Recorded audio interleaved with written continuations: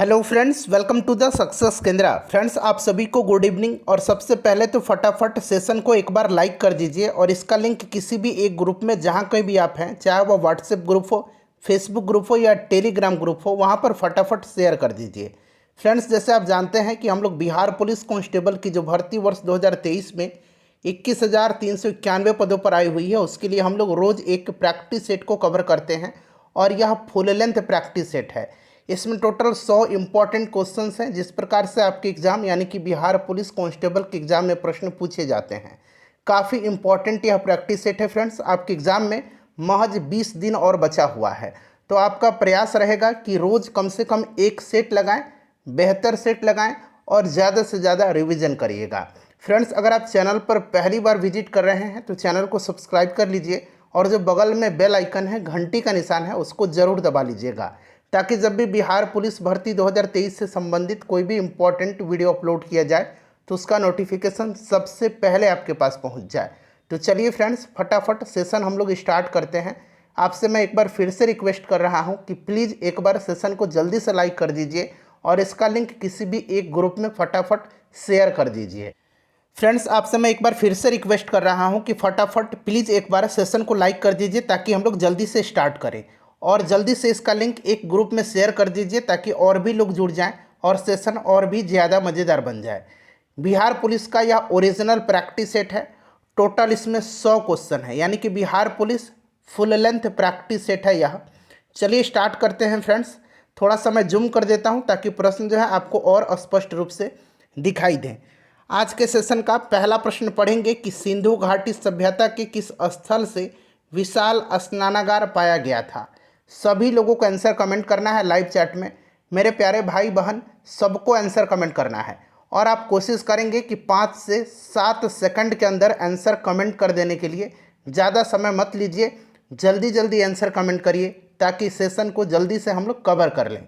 देखिए, ध्यान दीजिएगा, सिंधु घाटी सभ्यता के किस स्थल से विशाल स्नानागार पाया गया है। तो विशाल स्नानागार और विशाल अन्नागार, ये दोनों याद रखेंगे। विशाल स्नानागार और विशाल अन्नागार, ये दोनों जो है यह मोहनजोदाड़ो से पाया गया है। और ये जो अन्नागार था, ये संभवतः सैंधव सभ्यता का सबसे बड़ा इमारत था। इसे भी आप याद रखेंगे। मोहनजोदाड़ो से नर्तकी की एक कांस्य मूर्ति भी प्राप्त हुई है। क्लियर है? अच्छा, एक इम्पॉर्टेंट पॉइंट मैं बता रहा हूँ, इससे भी ध्यान रखेंगे। देखिए, उन्नत जल प्रबंधन प्रणाली का साक्ष्य कहाँ से मिला है। तो उन्नत जल प्रबंधन प्रणाली का साक्ष्य जो है यह धौलावीरा से प्राप्त हुआ है। क्लियर है? याद रहेगा। यहाँ पर देखिए, कालीबंगन से और लोथल से क्या प्राप्त हुआ है। तो देखिए, जूते हुए खेत और नक्काशीदार ईंटों के प्रयोग के साक्ष्य जो है ये कालीबंगन से प्राप्त हुआ है। लोथल जो था यह सिंधु घाटी सभ्यता का एक पतन नगर था, यानी कि बंदरगाह नगर था, और यह भोगवा नदी के तट पर था। और केवल लोथल में ही देखिए, सिंधु घाटी सभ्यता में क्या होता था, जो मुख्य दरवाजे थे वे सड़क की ओर न खुल करके पीछे की ओर खुलते थे, लेकिन केवल लोथल नगर ऐसा नगर था जहां पर मुख्य दरवाजे जो थे ये सड़क की ओर खुला करते थे। तो इसे भी आप ध्यान रखेंगे, सभी पॉइंट्स को ध्यान रखना है। दूसरा प्रश्न है हमारा कि सत्यशोधक समाज की स्थापना किसने किया था। सत्यशोधक समाज की स्थापना किसने किया था। सभी लोगों को आंसर कमेंट करना है। देखिए, सत्यशोधक समाज की स्थापना जो है यह किसने किया था। तो ज्योतिबा फूले जी ने किया था। ऑप्शन बी राइट आंसर हो जाएगा। ज्योतिबा फूले ने 1873 में जो है सत्यशोधक समाज की स्थापना इन्होंने किया था। क्लियर है? अच्छा, यहाँ पर देखिएगा, केशव चंद्र सेन। देखिए, प्रार्थना समाज की स्थापना 1867 में, प्रार्थना समाज की स्थापना 1867 में केशव चंद्र सेन की सहयोग से एम.जी. रेनाडे, आत्माराम पांडुकर, देवेंद्रनाथ ठाकुर, इन सब ने किया था। राजा राम मोहन राय ने ब्रह्म समाज की स्थापना किया था 1828 में, और आत्मीय सभा की भी स्थापना 1815 में राजा राम मोहन राय के द्वारा ही किया गया था। क्लियर है? राजा राम मोहन राय को भारतीय पुनर्जागरण का जनक कहा जाता है। भारत में पत्रकारिता का अग्रदूत भी इनको माना जाता है। नेक्स्ट क्वेश्चन है हमारा कि किस मौर्य शासक को यूनानियों द्वारा अमित्रघात कहा जाता था। किस मौर्य शासक को यूनानियों द्वारा अमित्रघात कहा जाता था। सभी लोग आंसर कमेंट करेंगे जल्दी से। जल्दी से सभी लोग आंसर कमेंट करेंगे। तो इसका राइट आंसर क्या हो जाएगा? तो राइट आंसर इसका हो जाएगा बिंदुसार। बिंदुसार मौर्य वंश का शासक था, चंद्रगुप्त मौर्य का यह पुत्र था और अशोक का यह पिता था। क्लियर? बिंदुसार याद रखेंगे। बिंदुसार जो था इसको वायु पुराण में इसको भद्रसार भी कहा गया है, भद्रसार या वारिसार। ठीक है, वारिसार, इसे भी याद रखेंगे। वारिसार या भद्रसार इसको वायु पुराण में कहा गया है। अमित्रघात का मतलब क्या होता है? शत्रुओं का वध करने वाला। क्लियर है? चलिए नेक्स्ट क्वेश्चन है, और इससे पहले मैंने बिहार पुलिस के लिए लगभग 100 वीडियो कवर कराए हुए हैं। सभी का लिंक आपको डिस्क्रिप्शन बॉक्स में मिल जाएगा, देख लीजिएगा। बहुत सारे टॉपिक पर कार्य चल रहा है, जैसे कि करंट अफेयर्स, प्रीवियस ईयर का सारा क्वेश्चन को सब्जेक्ट वाइज कवर कराया जाएगा, डेली इंपॉर्टेंट क्वेश्चन का सीट लाया जाएगा, साइंस का भी टॉपिक जो है उस पर भी कार्य चल रहा है। इसलिए चैनल से जुड़े रहिए, सब्सक्राइब कर लीजिए और बेल आइकन को दबा लीजिए। नेक्स्ट क्वेश्चन हमारा कि हरिसेन किसके दरबारी कवि थे? हरिसेन किसके दरबारी कवि थे? तो फ्रेंड्स ध्यान रखेंगे, हरिसेन जो थे ये समुद्रगुप्त के दरबारी कवि थे। समुद्रगुप्त के दरबारी कवि थे। इन्होंने ही इलाहाबाद प्रशस्ति लेख की रचना किया था। ध्यान रखेंगे। अच्छा, ये समुद्रगुप्त जो था इसे भारत का नेपोलियन कहा जाता है, इसको कविराज भी कहा जाता है, कविराज भी कहा जाता है समुद्रगुप्त को। क्लियर है? याद रखेंगे, बड़ा ही महत्वपूर्ण है। ठीक है, चलिए नेक्स्ट क्वेश्चन हमारा कि भारतीय राष्ट्रीय कांग्रेस की स्थापना किस वर्ष हुई थी? भारतीय राष्ट्रीय कांग्रेस की स्थापना किस वर्ष हुई थी? बताइए राइट आंसर क्या हो जाएगा? तो ये हुई थी 1885 ईस्वी में। इसके संस्थापना का श्रेय जो है यह दिया जाता है एओ ह्यूम को। एओ ह्यूम को दिया जाता है। एओ ह्यूम जो थे यह एक सेवानिवृत्त सिविल सेवक थे, सेवानिवृत्त सिविल सेवक थे। भारतीय राष्ट्रीय कांग्रेस का पहला अधिवेशन कब हुआ था? 1885 में बम्बई में हुआ था। इसमें 72 प्रतिनिधियों ने हिस्सा लिया था और इसकी अध्यक्षता WC बनर्जी ने किया था। अच्छा, जब भारतीय राष्ट्रीय कांग्रेस की स्थापना 1885 में हुई थी उस समय वायसराय कौन था? तो वायसराय लॉर्ड डफरिन था। इससे भी आप जरूर ही ध्यान रखेंगे। चलिए नेक्स्ट क्वेश्चन है कि किसके शासनकाल में 1857 की क्रांति घटित हुई थी? बड़ा ही महत्वपूर्ण क्वेश्चन है, आसान है बट रिपीट होता है बार बार। तो यह हुआ था किसके समय में? लॉर्ड कैनिंग के समय में। लॉर्ड कैनिंग के समय में। लॉर्ड कैनिंग जो था यह भारत में कंपनी द्वारा नियुक्त अंतिम गवर्नर जनरल था और यह ब्रिटिश सरकार के अधीन नियुक्त पहला वायसराय था। क्लियर है? याद रहेगा। अच्छा, लॉर्ड मेयो के समय में क्या हुआ था? तो 1872 में इसी के समय पहली बार जनगणना कराई गई थी। क्लियर है? लॉर्ड बेलेजली जो था यह लॉर्ड बेलेजली स्वयं को बंगाल का शेर कहा करता था और डलहौजी के समय डॉक्ट्रिन ऑफ लैप्स आया था, वुड डिस्पैच आया था, पहली बार रेल चलाया गया था, नया पोस्ट ऑफिस एक्ट पारित हुआ था। इन सारे पॉइंट्स को ध्यान रखिएगा। चलिए फ्रेंड्स, प्लीज़ एक बार फटाफट सेशन को लाइक कर दीजिए। सभी लोगों से मैं रिक्वेस्ट कर रहा हूँ, प्लीज़ लाइक करिए। लाइक बिल्कुल फ्री है भाई। और देखिए, लाइक करने से क्या होता है, मुझे मोटिवेशन मिलता है आपके लिए वीडियो बनाने के लिए। मुझे पता चलता है कि वीडियो आपको कैसी लग रही है। प्लीज़ ज़्यादा से ज़्यादा लाइक करें और इसको शेयर करें। निम्न में से कौन सा वेद सबसे प्राचीन है? तो 4 वेद हैं। चारों वेदों का नाम दिया गया है ऋग्वेद, यजुर्वेद, सामवेद और अथर्ववेद। इसमें से सबसे प्राचीन वेद कौन सा है? सबसे प्राचीन वेद जो है यह ऋग्वेद है। अच्छा, ऋग्वेद में जो है 10 मंडल हैं। कितने मंडल हैं? 10 मंडल हैं। 1028 सूक्त हैं। 1028 सूक्त हैं। और इसमें कितने ऋचाएँ हैं? तो 10,462 ऋचाएँ हैं ऋग्वेद में। ये आपको कंठस्थ याद होना चाहिए। क्लियर है? याद रहेगा। अच्छा, ये जो यजुर्वेद है यह ऐसा वेद है जो गद और पद दोनों में है। पूछा जाता है गद और पद दोनों में कौन सा वेद है? तो यजुर्वेद है। ये सामवेद जो है यह भारतीय संगीत का जनक कहलाता है और औषधि, तंत्र मंत्र, जादू टोना इन सब का उल्लेख जो है ये अथर्ववेद में है। सबसे ये बाद का वेद है। सबसे पहला ऋग्वेद यानी कि सबसे प्राचीन और सबसे बाद का अथर्ववेद है। निम्न में से किसे लाख बख्श कहा जाता था? लाख बख्श यानी कि लाखों का दान देने वाला, यह किसको कहा जाता था? तो यह कहा जाता था कुतुबुद्दीन ऐबक को। कुतुबुद्दीन ऐबक ने 1206 ईस्वी में गुलाम वंश की स्थापना किया था। ठीक है, दिल्ली का कुव्वत उल इस्लाम मस्जिद का निर्माण इसी ने करवाया था। कुतुबुद्दीन ऐबक ने कुतुब मीनार की जो है नींव रखा था और इल्तुतमिश ने कुतुब मीनार की निर्माण कार्य को पूरा करवाया था। याद रखिएगा सारे के सारे पॉइंट्स, ठीक है। चलिए नेक्स्ट क्वेश्चन है हमारा कि क्रांतिकारी पत्र काल, यह पत्र काल है, इसका संपादन किसने किया था? तो ये जो क्रांतिकारी पत्र काल है इसका संपादन परांजपे ने किया था। परांजपे राइट आंसर हो जाएगा। और यह पत्र जो था यह महाराष्ट्र से इसका संपादन होता था। क्लियर है। चलिए पुनर्जागरण का प्रारंभ किस देश से माना जाता है? पुनर्जागरण का प्रारंभ जो है यह किस देश से माना जाता है? बताइए राइट आंसर क्या हो जाएगा? तो देखिए करेक्ट आंसर इसका हो जाएगा पुनर्जागरण का प्रारंभ इटली के फ्लोरेंस नगर से माना जाता है। इटली के फ्लोरेंस नगर से माना जाता है। तो फ्लोरेंस इसका राइट आंसर हो जाएगा। और इटली के महान कवि जो दांते थे, दांते को पुनर्जागरण का अग्रदूत माना जाता है। वर्ल्ड हिस्ट्री से ये सारे प्रश्न बनते हैं, ध्यान रखिएगा आप, ठीक है। चलिए भारत में पुनर्जागरण का जनक राजा राम मोहन राय को माना जाता है, मैंने आपको बता ही दिया था। नेक्स्ट क्वेश्चन है सूर्य क्या है? सूर्य क्या है? सन क्या है? तो सूर्य जो है यह एक तारा है।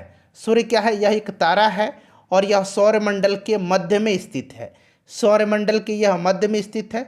सूर्य सौरमंडल का प्रधान होता है। सूर्य से ऊर्जा जो है यह नाभिकीय संलयन अभिक्रिया के द्वारा प्राप्त होती है। सूर्य से ऊर्जा नाभिकीय संलयन अभिक्रिया के द्वारा प्राप्त होती है। सभी पॉइंट्स को ध्यान रखिएगा, ठीक है। चलिए किस तिथि को उत्तरी गोलार्ध में सबसे बड़ा दिन होता है? किस तिथि को उत्तरी गोलार्ध में सबसे बड़ा दिन होता है? देखिए उत्तरी गोलार्ध में सबसे बड़ा दिन जो होता है यह होता है 21 जून के दिन। और इसी दिन क्या मनाया जाता है? अंतर्राष्ट्रीय योग दिवस मनाया जाता है 21 जून के दिन। और अगर आपसे पूछेगा कि दक्षिणी गोलार्ध में सबसे बड़ा दिन कब होता है, तो 22 दिसंबर के दिन दक्षिणी गोलार्ध में सबसे बड़ा दिन होता है। क्लियर है। चलिए नेक्स्ट क्वेश्चन हमारा कि पृथ्वी के ऊपरी भाग को क्या कहते हैं? पृथ्वी के ऊपरी भाग को क्या कहते हैं? देखिए पृथ्वी के अंदर के हिस्से को 3 भागों में बांटा गया है। एक क्या है? तो एक क्रस्ट है। एक क्या है? क्रस्ट है। क्रस्ट के बाद एक मेंटल है और दूसरा जो है तीसरा जो है ये कोर है, ठीक है। क्रस्ट, मेंटल और कोर। तो पूछा गया ऊपरी भाग को क्या कहते हैं? तो ऊपरी भाग को कहते हैं क्रस्ट। हिंदी में इसको भूपर पट्टी कहा जाता है, ठीक है। उसके बाद मेंटल को हिंदी में क्या कहा जाता है? मेंटल को हिंदी में क्या कहा जाता है? आवरण कहा जाता है। और कोर को केंद्रीय भाग कहा जाता है, ठीक है। तो ऊपरी भाग को भूपर पट्टी कहा जाता है। याद रहेगा भूपर पट्टी में सबसे अधिक ऑक्सीजन, फिर सिलिकॉन और फिर एल्युमिनियम पाया जाता है। सबसे अधिक ऑक्सीजन, फिर सिलिकॉन, फिर एल्युमिनियम पाया जाता है, ठीक है। याद रहेगा आपको भूपर पट्टी जो होता है यह मुख्यतः बेसाल्ट चट्टानों से बना है। बेसाल्ट चट्टान से बना है। भूपर पट्टी के 2 भाग हैं, एक सियाल है और दूसरा क्या है? सियाल है और दूसरा क्या है? सीमा है। सियाल क्षेत्र जो होता है इसमें क्या पाया जाता है? सियाल क्षेत्र में क्या पाया जाता है? तो सियाल क्षेत्र में याद रखेंगे सिलिकॉन और एल्युमिनियम पाया जाता है। सिलिकॉन और एल्युमिनियम। और सीमा क्षेत्र में सिलिकॉन और मैग्नीशियम पाया जाता है। इन सभी पॉइंट्स को ध्यान रखेंगे। निम्न में से कौन सी झील विश्व का सबसे गहरी झील है? सबसे गहरी झील क्या है? तो देखिए सबसे गहरी झील जो है फ्रेंड्स, यह झील कौन सी है? तो यह बैकाल झील है। बैकाल झील, यह झील साइबेरियाई क्षेत्र में आता है। बैकाल राइट आंसर हो जाएगा। अगर आपसे पूछा जाए कि सबसे अगर बड़ा झील कौन सा है, तो सबसे बड़ा झील जो है यह कौन सी झील है? तो यह कैस्पियन सागर है। यह खारे पानी की झील है, कैस्पियन सागर, ठीक है। सबसे बड़ी मीठे पानी की झील अगर पूछा जाएगा तो यह लेक सुपीरियर है। सुपीरियर झील, सुपीरियर झील है, ठीक है। याद रखिएगा सबसे बड़ी मीठे पानी की झील है। अगला प्रश्न है हमारा फ्रेंड्स, प्लीज़ एक बार सेशन को लाइक कर दीजिए। निम्नलिखित में से कौन सा देश हॉर्न ऑफ अफ्रीका के अंतर्गत नहीं आता है? देखिए नहीं पूछा गया है। तो हॉर्न ऑफ अफ्रीका के अंतर्गत जो है ये कौन से देश आते हैं? तो ध्यान रखेंगे हॉर्न ऑफ अफ्रीका अफ्रीका के पूर्वी भाग को कहा जाता है और इसके अंतर्गत मुख्य रूप से इरिट्रिया, इथोपिया, सोमालिया और जिबूती आते हैं। इरिट्रिया, इथोपिया, सोमालिया और जिबूती आते हैं। इसमें कांगो जो है ये हॉर्न ऑफ अफ्रीका में शामिल नहीं है, ठीक है। अंडमान निकोबार द्वीप समूह की सबसे ऊंची पर्वत चोटी कौन सी है? अंडमान निकोबार द्वीप समूह की सबसे ऊंची पर्वत चोटी जो है यह कौन सी है? तो फ्रेंड्स यह जो है यह सैंडल पीक है। कौन सी? Saddle Peak. सैंडल पीक जो है यह उत्तरी अंडमान में अवस्थित है, उत्तरी अंडमान में अवस्थित है। अच्छा, एक बैरन द्वीप जो है, बैरन द्वीप सक्रिय ज्वालामुखी है भारत का बैरन द्वीप, ये भी अंडमान निकोबार द्वीप समूह में ही पाया जाता है। क्लियर? सतपुड़ा की पहाड़ियाँ किस राज्य में स्थित है? सतपुड़ा की पहाड़ी जो है यह किस राज्य में स्थित है? सतपुड़ा की पहाड़ी मुख्य रूप से मध्य प्रदेश राज्य में है। ठीक है, मध्य प्रदेश में है। ये ज्वालामुखी चट्टान से बनी हुई है। और सतपुड़ा की जो पहाड़ी है इसकी सबसे ऊंची चोटी जो है यह धूपगढ़ी है। कौन सी है? धूपगढ़ी है। देखिए, प्रश्न निश्चित रूप से आपको आसान लग रहे होंगे क्योंकि आपने बहुत ज़्यादा तैयारी किया हुआ है, लेकिन आपका सेट लगाने से फ़ायदा यह हो रहा है कि जो चीज़ आप नहीं जानते हैं पहले से उनको मैं साथ साथ कवर करवा दे रहा हूँ। अपना अपना स्कोर आप लोग ज़रूर बताइएगा, कम से कम इसमें तो 80 आप ला ही दीजिए। ठीक है, चलिए, कपास की खेती के लिए सर्वाधिक उपयुक्त मिट्टी कौन सी है? मध्य प्रदेश हो जाएगा उपयुक्त मिट्टी इसमें से कपास की खेती के लिए। तो फ्रेंड्स यह रेगुर मिट्टी है, इसको काली मिट्टी के नाम से भी जाना जाता है। न्यूनतम जनसंख्या वाला राज्य कौन सा है? अगर आपसे न्यूनतम जनसंख्या वाला केंद्र शासित प्रदेश पूछ देता, केंद्र शासित प्रदेश, तो क्या होता? न्यूनतम जनसंख्या वाला केंद्र शासित प्रदेश लक्षद्वीप है। सबसे ज़्यादा जनसंख्या वाला केंद्र शासित प्रदेश दिल्ली है। न्यूनतम जनसंख्या वाला राज्य पूछा गया है तो यह राज्य सिक्किम है।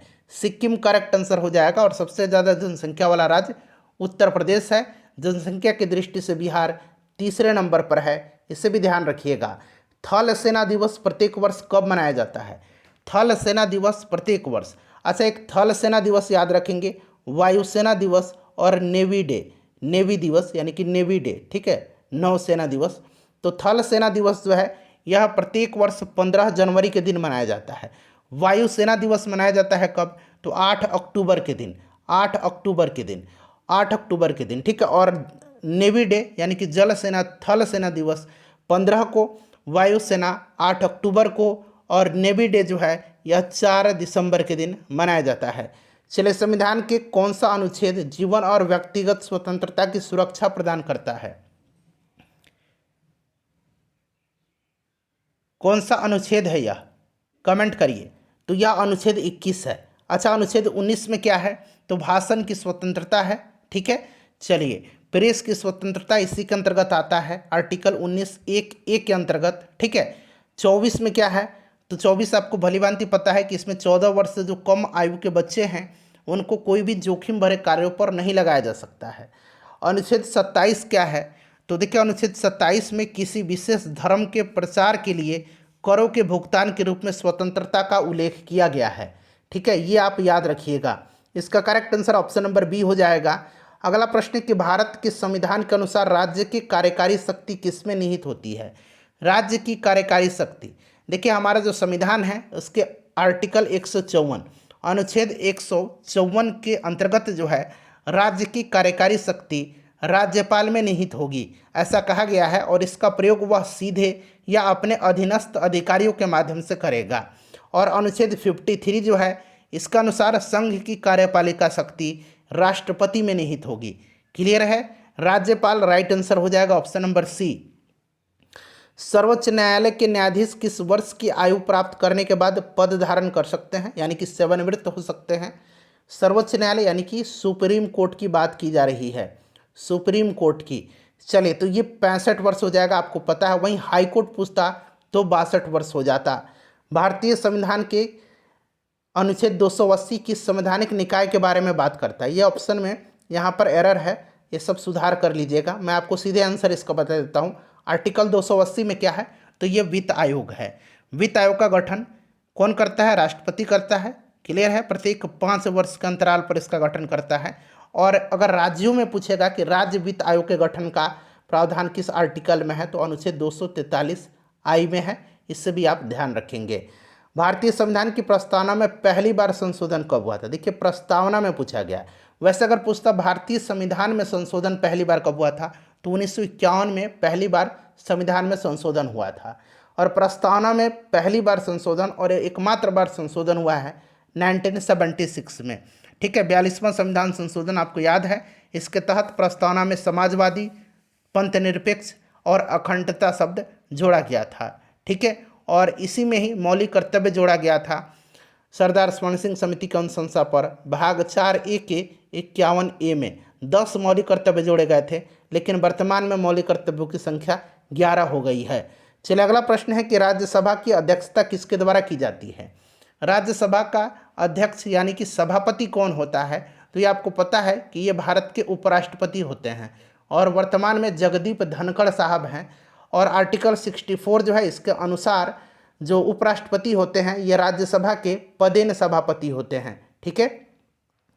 भारतीय संविधान में कुल कितने प्रकार की आपातकाल की व्यवस्था है, तो ये भली भांति आपको पता है कि यह 3 प्रकार की है। राष्ट्रीय आपातकाल, राज्यों में राष्ट्रपति शासन और वित्तीय आपातकाल। राष्ट्रीय आपातकाल अनुच्छेद 352 में है, राज्यों में राष्ट्रपति शासन 356 में है और वित्तीय आपातकाल 360 में है। वित्तीय आपातकाल अब तक एक बार भी भारत में नहीं लगा है, इससे आप ध्यान रखेंगे। ठीक है। चलिए नेक्स्ट क्वेश्चन है हमारा क्वेश्चन नंबर 28 कि संविधान के किस संशोधन के तहत वस्तु एवं सेवा कर को लागू किया गया था, यानी कि GST goods and services tax को किस संविधान संशोधन के तहत लागू किया गया था। तो ये कौन सा संविधान संशोधन है, 101वां संविधान संशोधन 2016 राइट आंसर हो जाएगा ऑप्शन नंबर बी इसका। और GST लागू कब हुआ था, डेट आपको याद रखना है 1 जुलाई 2017 से भारत में GST लागू हुआ था।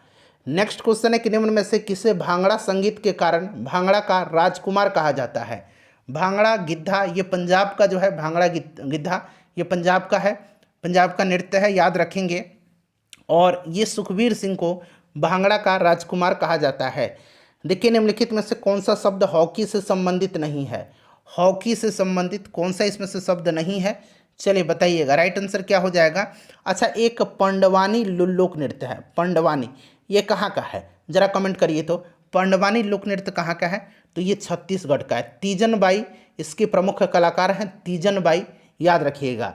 हॉकी से संबंधित कौन सा इसमें से नहीं है, तो इसमें से देखेंगे तो रन आउट नहीं है। रन आउट क्रिकेट में आपने देखा है, क्रिकेट खेलते भी आप, रन आउट शब्द क्रिकेट से संबंधित है। भारत सरकार ने किस वर्ष परिवार नियोजन कार्यक्रम शुरू किया था, बताइएगा। राइट आंसर इसका क्या हो जाएगा, VVI क्वेश्चन है। तो देखिए जन्म दर को कम करने और जनसंख्या को नियंत्रित करने के लिए भारत सरकार ने 1952 में परिवार नियोजन कार्यक्रम शुरू किया था और भारत इस तरह का कार्यक्रम शुरू करने वाला विश्व का पहला देश बना था। ठीक है, तो 1952 राइट आंसर हो जाएगा। बैंगनी क्रांति, पर्पल रिवॉल्यूशन जम्मू कश्मीर में किसकी खेती हेतु चलाया गया एक पहल है, पर्पल खेती, पर्पल क्रांति, बताइएगा। तो यह लेवेंडर की खेती के लिए। ठीक है, लेवेंडर राइट आंसर हो जाएगा। भारतीय लघु उद्योग विकास बैंक किसके द्वारा विनियमित होता है। भारतीय लघु उद्योग विकास बैंक किसके द्वारा विनियमित होता है, तो लघु उद्योग विकास बैंक, अंग्रेजी में इसको हम लोग सिडबी बोलते हैं। सिडबी का फुल फॉर्म क्या होता है भाई, तो याद रखेंगे small industries development bank of India. इसका हेडक्वार्टर कहाँ पर है, तो लखनऊ में है।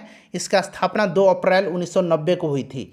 ठीक है, हेडक्वार्टर इसका लखनऊ में है और यह RBI के द्वारा, रिजर्व बैंक के द्वारा विनियमित होता है। बैंक नोट प्रेस कहाँ पर स्थित है, तो बैंक नोट प्रेस जो है यह कहाँ पर स्थित है, तो ये मध्य प्रदेश में है, मध्य प्रदेश के देवास में, मध्य प्रदेश के देवास में। ठीक है, याद रखेंगे। अच्छा, सिक्योरिटी प्रिंटिंग प्रेस कहाँ पर है, तो सिक्योरिटी प्रिंटिंग प्रेस हैदराबाद में है। करेंसी नोट प्रेस कहाँ पर है, करेंसी नोट प्रेस ये नासिक में है। सिक्योरिटी पेपर मिल जो है ये कहाँ पर है, सिक्योरिटी पेपर मिल ये होशंगाबाद में है। ठीक है, याद रहेगा, होशंगाबाद मध्य प्रदेश। चलिए नेक्स्ट क्वेश्चन है कि स्थानीय निकाय अपने लिए राजस्व इकट्ठा जो है किसके माध्यम से करती हैं, किस टैक्स के माध्यम से, बताइए। राइट आंसर इसका क्या हो जाएगा, इसका करेक्ट आंसर क्या हो जाएगा, स्थानीय निकाय अपने लिए राजस्व इकट्ठा करती हैं। करेक्ट आंसर क्या होगा, बताइए। तो फ्रेंड्स यह जो है यह इकट्ठा करती हैं स्थानीय निकाय। करेक्ट आंसर क्या होगा, जल्दी से कमेंट कर दीजिए। करेक्ट आंसर इसका क्या होगा, तो फ्रेंड्स यह करती हैं गृह कर से। भारत में राष्ट्रीयकृत बैंकों की संख्या कितनी है, भारत में राष्ट्रीयकृत बैंकों की संख्या कितनी है, जल्दी से सभी लोग आंसर कमेंट करेंगे। और फ्रेंड्स प्लीज़ एक बार सेशन को जल्दी से लाइक कर दीजिए, मैं आपसे बार बार रिक्वेस्ट करता हूँ, प्लीज़ एक बार लाइक कर दीजिए। राष्ट्रीयकृत बैंकों की संख्या जो है यह कितनी है, तो 12 है, 12 है इसका राइट आंसर हो जाएगा। और देखिए RBI जो है, रिजर्व बैंक ऑफ इंडिया, केंद्रीय प्राधिकरण है जो भारत के सभी बैंकिंग कार्यों का प्रबंधन करता है। और स्टेट बैंक ऑफ इंडिया जो है यह देश का सबसे बड़ा वाणिज्यिक बैंक है, इसे भी आप ध्यान रखिएगा। केंद्रीय सांख्यिकी संगठन सीएसओ का मुख्य कार्य क्या है? अच्छा, सीएसओ जो है, सीएसओ इसकी स्थापना 1951 में किया गया था। इसका हेडक्वार्टर कहाँ पर है? तो नई दिल्ली में है। 1951 में किया गया था, 1951 में। क्लियर है, याद रहेगा। और वर्तमान में इसके अध्यक्ष बिमल कुमार राय हैं, बिमल कुमार राय हैं। इसका करेक्ट आंसर क्या होगा? तो राष्ट्रीय आय का आकलन करना। निम्न में से किसका लोकप्रिय उपनाम वयोवृद्ध पुरुष था? Grand old man of India. और ग्रैंड ओल्ड लेडी किसको कहा जाता है? अरुणा असफ अली खां को, ठीक है, अरुणा असफ अली को, ठीक है। और वयोवृद्ध कहा जाता है दादा भाई नौरोजी जी को। Poverty and un British rule in India इनकी पुस्तक है, याद रखेंगे। क्लियर। चलिए नेक्स्ट क्वेश्चन हमारा, अगला प्रश्न हमारा। और चित्तरंजन दास को देश बंधु के नाम से जाना जाता है। लोकमान्य किसको कहा जाता है? लोकमान्य बाल गंगाधर तिलक। और लोक नायक कहा जाता है जयप्रकाश नारायण को। चले, कौन सी लोक कला बिहार की है? तो इसमें से देखिएगा, अहपन जो है, अहपन ये कहाँ की है? तो अहपन बिहार की है। रंगोली कहाँ की है? तो महाराष्ट्र की है। साथिया कहाँ की है? तो साथिया जो है ये गुजरात की है। चौकपूर्णा, चौकपूर्णा आपको कहीं कहीं मिलेगा, चौकपूर्णा यह उत्तर प्रदेश की है। राष्ट्रीय धातु विज्ञान प्रयोगशाला कहाँ पर है? राष्ट्रीय धातु विज्ञान प्रयोगशाला, तो फ्रेंड्स यह जो है यह जमशेदपुर में है। कहाँ पर है? जमशेदपुर में है। दियासलाई के विनिर्माण में प्रयुक्त मूल तत्व कौन सा होता है? दियासलाई जो माचिस होता है उसके विनिर्माण में प्रयुक्त मूल तत्व जो है यह कौन सा है? तो फ्रेंड्स यह फास्फोरस है। लाल फास्फोरस का प्रयोग किया जाता है दियासलाई में, ठीक है। तो ये फास्फोरस हो जाएगा और लाल फास्फोरस का इस्तेमाल किया जाता है। निम्नलिखित में से किसमें रासायनिक ऊर्जा विद्युत ऊर्जा में बदल जाती है? रासायनिक ऊर्जा विद्युत ऊर्जा में बदल जाती है किसमें? तो ये सेल में, यानी कि बैटरी में, ठीक है। प्राथमिक सेल क्या है कि एक बार प्रयोग होने के बाद बेकार हो जाता है, ठीक है। प्राथमिक सेल में रासायनिक ऊर्जा को सीधे विद्युत ऊर्जा में परिवर्तित किया जाता है। और एक द्वितीयक सेल होता है। द्वितीयक सेल में क्या होता है? सेकेंडरी सेल में पहले विद्युत ऊर्जा को रासायनिक ऊर्जा में, फिर रासायनिक ऊर्जा को विद्युत ऊर्जा में बदला जाता है, ठीक है। इलेक्ट्रॉन की खोज, अच्छा ये मैं आंसर आपको बता दूंगा। आप पहले बताइए, प्रोटॉन की खोज और न्यूट्रॉन की खोज किसने किया था? न्यूट्रॉन की खोज, न्यूट्रॉन की खोज, ये दोनों आंसर आप कमेंट करिएगा, प्रोटॉन की खोज और न्यूट्रॉन की खोज। इलेक्ट्रॉन की खोज किसने किया था? तो जे थॉमसन ने किया था, ठीक है। चलिए उसके बाद देखिए, दोषपूर्ण जीन के कारण निम्नलिखित में से कौन सी बीमारी होती है? दोषपूर्ण जीन के कारण कौन सा बीमारी होता है? तो यह बीमारी जो है, यह बीमारी कौन सा है? यह बीमारी हीमोफीलिया है। हीमोफीलिया एक आनुवांशिक रोग होता है और इसमें रोगी के रक्त का थक्का नहीं बनता है, ठीक है। तो ये ब्लड से संबंधित हीमोफीलिया है, इसे भी आप याद रखिएगा, ठीक है। कौन सा, यहाँ पर देखिए, प्रकीर्णन यानी कि एंजाइम प्रोटीन को पेप्टोन में बदलता है। अच्छा प्रश्न है, प्रोटीन को पेप्टोन में बदलता है, कौन सा इसमें से एंजाइम है? तो यह एंजाइम जो है यह पेप्सिन है। पेप्सिन प्रोटीन को पेप्टोन में बदलता है। पेप्सिन राइट आंसर इसका हो जाएगा, ठीक है, याद रखिएगा। अच्छा, लार में कौन सा एंजाइम पाया जाता है? तो लार में टाइलिन पाया जाता है। लार किसके पाचन में सहायक होता है? स्टार्च के। पेनिसिलिन किससे प्राप्त की जाती है? पेनिसिलिन की खोज किसने किया था? अलेक्जेंडर फ्लेमिंग ने किया था। और यह कवक से प्राप्त की जाती है, तो यहाँ पर फंफूद दिया गया है हिंदी में, याद रखिएगा। मोडेम कार्य करता है। मोडेम क्या कार्य करता है? मोडेम जो होता है कंप्यूटर में यूज किया जाता है मोडेम। तो मोडेम करता है एनालॉग तरंग को डिजिटल में और डिजिटल को एनालॉग में परिवर्तित करने के लिए, ठीक है। चलिए 20 ग्राम हाइड्रोजन को, देखिए 20 ग्राम हाइड्रोजन को ऑक्सीजन की उपस्थिति में पूर्ण रूप से जलाने पर कितने ग्राम जल बनेगा? पहले आप यहाँ पर थोड़ा सा ध्यान दीजिए। ये क्या है भाई? तो ये हाइड्रोजन है। हाइड्रोजन और ऑक्सीजन जब क्या हो रहे हैं, जब ये रिएक्शन कर रहे हैं तो बन क्या रहा है? तो ये जल बन रहा है। ये पूरा जो है बैलेंस किया हुआ रिएक्शन है, ठीक है। अब यहाँ पर देखिएगा, हाइड्रोजन यहाँ पर कितना है, इसका एटॉमिक वेट हम लोग लिखेंगे, तो ये यहाँ पर देखिए 4 है, ठीक है। ऑक्सीजन कितना है यहाँ पर? तो 16 दूना 32 ग्राम है। तो अगर 32 और 4 36 ग्राम ऑक्सीजन और हाइड्रोजन के दहन से कितना जल बन रहा है? तो यहाँ पर देखिए 2 दूना 4 और यहाँ पर सेम वही 16 कितना, तो ये बन रहा है आपका 36 ग्राम, ठीक है। कितना बना है देखिए, 2 दूना 4 और फिर 2 तो यहाँ पर भी तो है ना, तो ये 36 ग्राम। कितना का, तो 4 ग्राम का। देखिए 20 ग्राम हाइड्रोजन, जबकि यहाँ पर कितना है, 4 ग्राम हाइड्रोजन है। 4 ग्राम हाइड्रोजन के जलने पर कितना बन रहा है, 36 ग्राम बन रहा है। तो पूछा गया 20 ग्राम के, तो 1 ग्राम का कितना हो जाएगा, 36/4, और 20 ग्राम में पूछा गया तो 20 निकाल दीजिए, तो 5 चौके 20 हो जाएगा, यानी कि 36 पचे कितना हो जाएगा, 6 पचे 30, 5 3 15, 3 18, 180 ग्राम इसका राइट आंसर हो जाएगा। चलिए, जल का घनत्व होता है, जल का घनत्व 4 डिग्री पर अधिकतम होता है, और जल का आयतन न्यूनतम 4 डिग्री सेंटीग्रेड पर ही होता है। 4 डिग्री सेंटीग्रेड पर जल का घनत्व अधिकतम होता है और आयतन न्यूनतम होता है। नेक्स्ट क्वेश्चन है, सौर प्रणाली की खोज किसने किया था। सौर प्रणाली का खोज किसने किया था, जल्दी से कमेंट करिएगा। सौर प्रणाली का खोज किसने किया था, तो ये कॉपरनिकस ने किया था। गैलीलियो ने टेलीस्कोप का खोज किया था। जेएलबर्ट ने टेलीविजन का आविष्कार किया था, और केपलर ने ग्रहों की गति के नियम को खोजा था। ठीक है, देखिए एयू, यानी कि इसमें एयू का मतलब क्या है, तो ये गोल्ड है, एजी कॉपर एफई। ठीक है, इसमें सबसे अधिक तन्यता किसका होता है, बताइए राइट आंसर क्या हो जाएगा। तो सबसे ज़्यादा इसमें एयू का हो जाएगा, ठीक है, गोल्ड का सबसे ज़्यादा तन्य होता है। श्वसन क्या है, एक श्वसन जो है यह क्या है, तो श्वसन एक अपचयन प्रतिक्रिया है। ठीक है, ऑप्शन ए इसका राइट आंसर हो जाएगा, याद रखिएगा। चलिए नेक्स्ट क्वेश्चन है हमारा कि पशुओं में जो एंथ्रेक्स या गिल्टी रोग होता है ये किसके कारण होता है।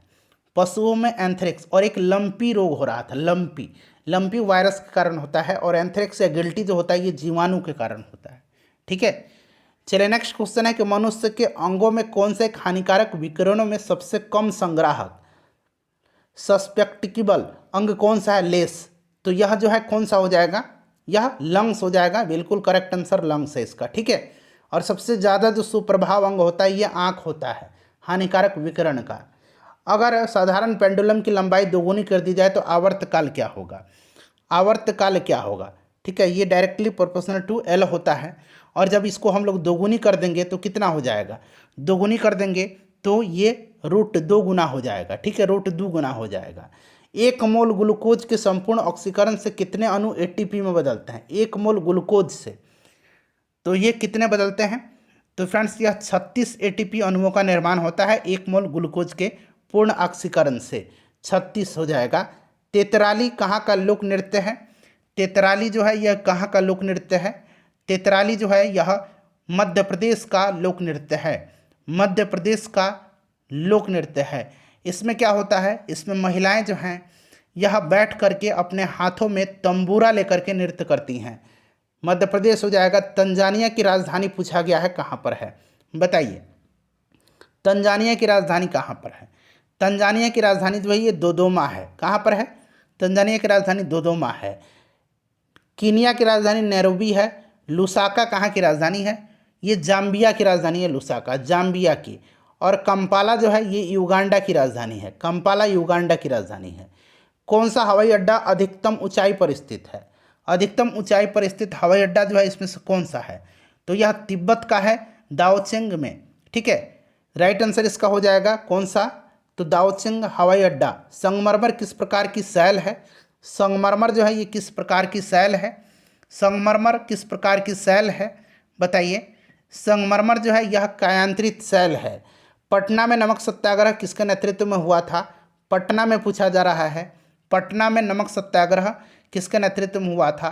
पटना में 1930 में 1930 में नमक सत्याग्रह का नेतृत्व अंबिका कांत सिंह ने किया था, अंबिका कांत सिंह ने किया था। देखिए ब्रिक्स न्यू डेवलपमेंट बैंक, ठीक है, न्यू डेवलपमेंट बैंक एनडीबी का मुख्यालय कहाँ पर है, इसको पहले ब्रिक्स बैंक के नाम से भी जाना जाता था। 2015 में इसकी स्थापना हुई थी।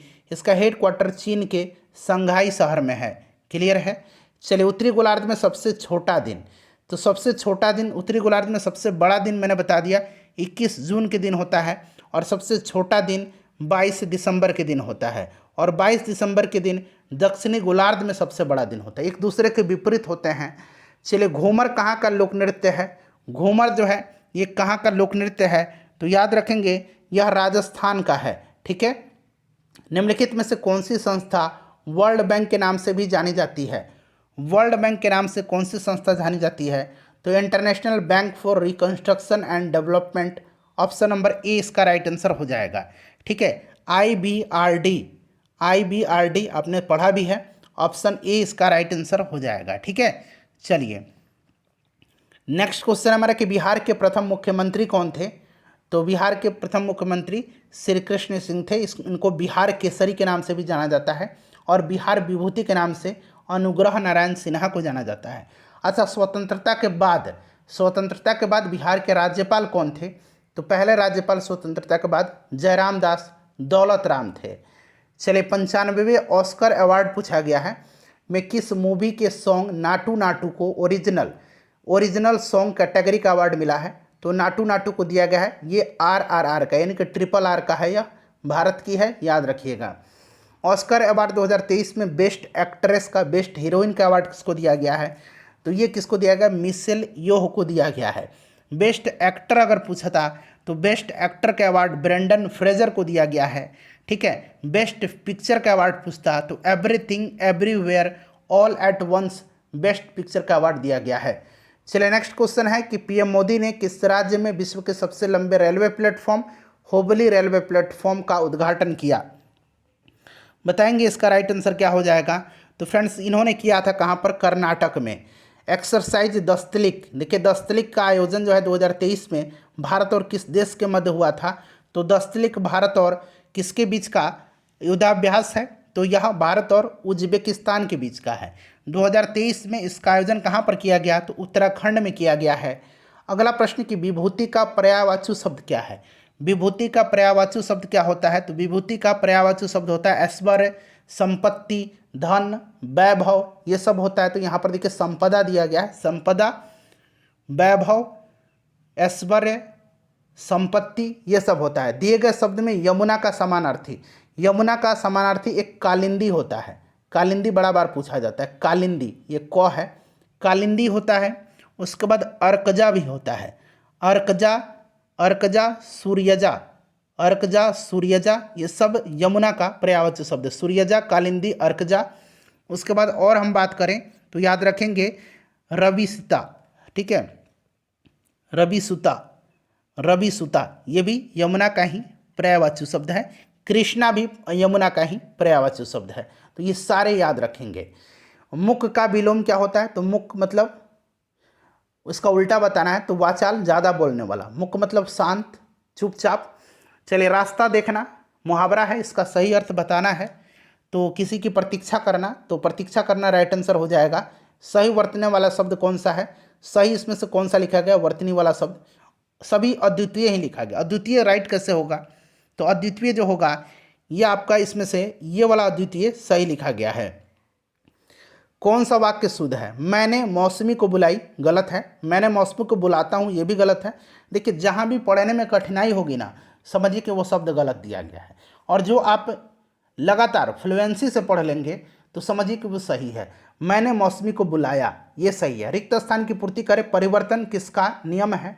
तो परिवर्तन जो है यह प्रकृति का शाश्वत नियम है, यह आपने पढ़ा भी है, प्रकृति हो जाएगा। मध्य रात्रि का समय के लिए एक शब्द, मध्य रात्रि का जो समय है उसके लिए एक शब्द, तो उसको निश्चित कहा जाता है। ठीक है, ऑप्शन नंबर सी हो जाएगा। ठीक है, चलिए अगला प्रश्न है कि हम दीवानों की क्या हस्ती है, आज यहाँ कल वहाँ चले, मस्ती का आलम सांस चला, हम धूल उड़ाते जहाँ चले।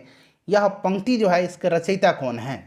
हम दीवानों की क्या हस्ती है, आज यहाँ कल वहाँ चले, मस्ती का आलम साथ चला, हम धूल उड़ाते जहाँ चले। इसके रचयिता जो है ये भगवती चरण वर्मा है, ऑप्शन बी राइट आंसर हो जाएगा। ईदगाह कहानी है, इसके रचनाकार का नाम क्या है? ईदगाह, पूस की रात, कर्म भूमि, पंच परमेश्वर, ये सब रचना मुंशी प्रेमचंद की है। जेन्युइन का सिनोनिम पूछा गया है, समानार्थी शब्द। जेन्युइन का वास्तविक होता है और इसमें से ऑथेंटिक का भी वास्तविक हो जाएगा। उसके बाद देखिएगा कि प्रीडायलेक्शन, प्रीडायलेक्शन का इसमें से आपको एंटोनिम पूछा गया उल्टा। प्रीडायलेक्शन का मतलब होता है किसी भी चीज़ के प्रति गहरा झुकाव, यानी कि उसके प्रति पसंद है, लगाव है, ये सब होता है। तो पसंद की अगर हम बात करें तो पसंद का उल्टा डिसलाइक हो जाएगा। यहाँ पर देखिएगा किस पार्ट में एरर है, being a rainy day I could not go out. तो यहाँ पर एरर आपको बताना है, तो यहाँ पर सिर्फ बीइंग नहीं लगेगा, यहाँ पर इट बीइंग लगेगा। ठीक है, इट बीइंग लग जाएगा, तो यहाँ पर होगा इट लग जाता तो ये शुद्ध हो जाता है, it being a rainy day I could not go out. ठीक है, तो यहाँ पर ए वाला पार्ट में एरर है। He is not the fastest bowler in the Indian team isn't he. अब देखिए जब भी हम लोग क्या करते हैं क्वेश्चन टैग बनाते हैं ना, तो क्वेश्चन टैग में यहाँ पर देखिए क्या है, यहाँ पर निगेटिव है, तो जब भी ये सेंटेंस निगेटिव होगा तो ये क्वेश्चन टैग वाला पॉजिटिव होगा। तो यहाँ पर पॉजिटिव नहीं, यहाँ पर निगेटिव दे दिया गया है, तो यहाँ पर इजंट ही नहीं होगा, इज ही हो जाएगा। ठीक है, यहाँ पर इज ही रहता, इज ही रहता। ठीक है, तो ये वाला पार्ट में एरर है। चलिए यहाँ पर देखिएगा everyone looked up to him, passive voice में इसको बताना है। बताइए राइट आंसर इसका क्या हो जाएगा। तो he was looked up to by everyone, option A हो जाएगा। Select the correct indirect speech, you can phone from my office, he said. इसका क्या हो जाएगा, तो इसका हो जाएगा he said that he could phone from his office. ठीक है, ऑप्शन ए हो जाएगा। यहाँ पर फिल इन द ब्लैंक्स है, last year our company made a, खाली स्थान दिया गया, of several lakhs of rupees. क्या हो जाएगा, last year our company made a profit. ठीक है, लाभ ही तो कमाया, प्रॉफिट। ठीक है, of several lakhs of money rupees.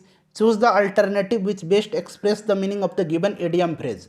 यहाँ पर देखिए बैड ब्लड का, तो there is a lot of bad blood between them. Bad blood का मतलब एनिमिटी होता है, शत्रुता होता है, दुश्मनी होता है। तो यहाँ पर राइट आंसर इसका क्या हो जाएगा, एंग्री फीलिंग। ठीक है, चलिए उसके बाद देखिएगा कि something which cannot be believed. बताइए, इसके लिए वन वर्ड सब्स्टिट्यूशन है, तो जिस पर विश्वास नहीं किया जा सके, अविश्वसनीय, यानी कि इनक्रेडिबल हो जाएगा। तो यहाँ पर देखिए इनक्रेडिबल यहाँ पर दिया गया है। चलिए नेक्स्ट क्वेश्चन कर लेंगे। यहाँ पर इनक्रेडिबल थोड़ा गलत दिया गया है, ये हटा लीजिए, इनक्रेडिबल हो जाएगा। ठीक है, चलिए नेक्स्ट क्वेश्चन है कि यहाँ पर जो एम्बिगियस दिया गया है, ठीक है, एम्बिगियस का आपका यहाँ पर बताना है आपको इसका अपोजिट। ठीक है, तो एम्बिगियस का क्या होता है, तो एम्बिगियस का होता है जिसके एक से ज़्यादा अर्थ हो, यानी कि जो अनेक अर्थ वाला हो। तो यानी कि इसका अपोजिट क्या हो जाएगा, इसका अपोजिट क्लियर हो जाएगा। अनेक अर्थ यानी कि सस्पेंस है, लेकिन इसका उल्टा क्लियर हो जाएगा। यहाँ से देखिएगा 91 से लेकर के 100 तक में मैथ के प्रश्न है। पीडीएफ आपको टेलीग्राम पर आज सेट 1 और सेट 2 का दे दिया जाएगा, लिंक डिस्क्रिप्शन में मिलेगा, देख लीजिएगा। ठीक है, पीडीएफ टेलीग्राम से जुड़िए। इसका मैं आंसर बता देता हूँ 91 से 100 तक के मैथ का।